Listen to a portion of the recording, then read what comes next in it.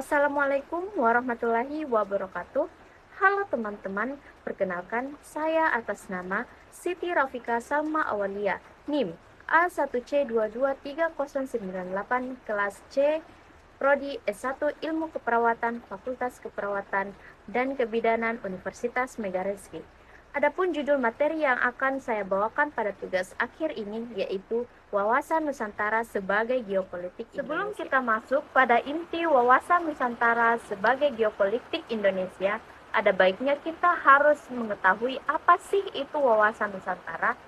Nah, wawasan Nusantara adalah cara pandang dan sikap bangsa Indonesia terhadap diri dan lingkungannya yang mengutamakan kesatuan wilayah serta menghargai keberagaman untuk mencapai tujuan nasional. Konsep ini berfungsi sebagai pedoman dalam kehidupan berbangsa dan bernegara berdasarkan Pancasila dan Undang-Undang Dasar tahun 1945. Adapun wawasan Nusantara yang memiliki kedudukan yang strategi, yaitu pertama, wawasan nasional, di mana pandangan mendasar yang menjadi identitas bangsa Indonesia. Yang kedua, landasan konstitusional, yaitu mendukung pelaksanaan Undang-Undang Dasar tahun 1945 dan sistem ketatanegaraan. Yang ketiga, yaitu konsep ketahanan nasional, di mana mewujudkan integrasi bangsa dalam menghadapi tantangan, baik internal maupun eksternal. Yang keempat, yaitu arah pembangunan nasional, menyatukan visi dan misi pembangunan dengan semangat kesatuan dan keadilan sosial. Latar belakang wawasan Nusantara, di mana wawasan Nusantara terlahir dari kondisi geografis, historis, dan sosial budaya Indonesia yang beragam. Latar belakangnya itu mencakup yang pertama, geografis. Indonesia adalah negara kepulauan terbesar di dunia, dengan ribuan pulau yang tersebar di antara dua benua yaitu benua Australia dan Asia, serta dua samudra yaitu Hindia dan Pasifik. Posisi strategis ini mempengaruhi cara pandang bangsa dalam menjaga kesatuan wilayah. Yang kedua, historis. Perjuangan melawan kolonialisme menyadarkan bangsa Indonesia akan pentingnya persatuan dan kesatuan dalam meraih kemerdekaan. Yang ketiga, sosial budaya, di mana keberagaman suku, agama, dan budaya serta adat istiadat membutuhkan konsep yang dapat menyatukan bangsa tanpa menghilangkan identitas masing-masing kelompok. Yang keempat, politik dan keamanan, di mana ancaman internal dan eksternal menuntut adanya pandangan yang kuat untuk menjaga kedaulatan dan stabilitas nasional. Wawasan Nusantara didasarkan pada prinsip kesatuan, yaitu yang pertama, kesatuan wilayah, di mana Indonesia dipandang sebagai satu kesatuan yang memiliki ruang darat, laut, udara, dan kekayaan alam yang ada di dalamnya. Yang kedua, kesatuan bangsa, di mana semua warga negara Indonesia tanpa memandang latar belakangnya adalah salah satu kesatuan bangsa. Yang ketiga, kesatuan politik. Sistem politik yang diterapkan harus mampu menjamin persatuan dan kesetaraan seluruh wilayah Indonesia. Yang keempat, kesatuan sosial dan budaya, di mana saling menghargai keberagaman budaya sambil tetap menjaga harmoni dan kesetaraan. Yang kelima, kesatuan ekonomi, di mana semua daerah memiliki hak dan kesempatan yang sama dalam pembangunan ekonomi.